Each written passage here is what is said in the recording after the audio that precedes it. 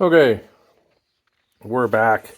I'm gonna have to find some editing software so I can stitch stuff together because I wound up stopping instead of pausing. So I'll post both videos with me talking earlier about how I found the part. I did manage to get them soldered together. You will know and obviously they're not pretty, but they're there. One of the biggest problems I have when I'm working on stuff is I always lose something. Like that little screw right there. I dropped on my floor. Obviously you can see I moved stuff out trying to find it. Gave up, got it put back together, and then looked one more time and found it. So I guess persistent pays off.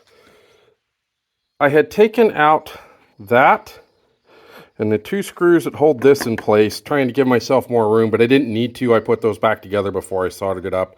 What I did do was take that off, and it sits right there.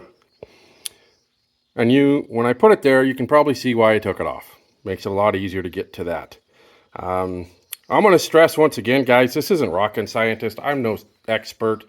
I screw around and screw with stuff till I figure it out. That's really all it boils down to. And if you're brave enough to do that, and brave enough and to look on Google and figure stuff out, you can fix almost anything.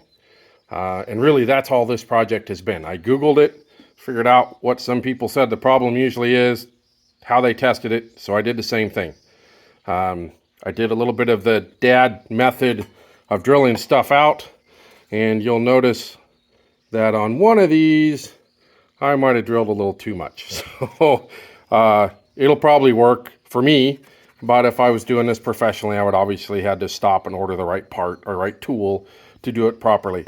But I think that's well, I'll show you if it works. I'm going to plug it back in here. This time I will pause it, and I'll plug it in and test it, and we'll see if it works.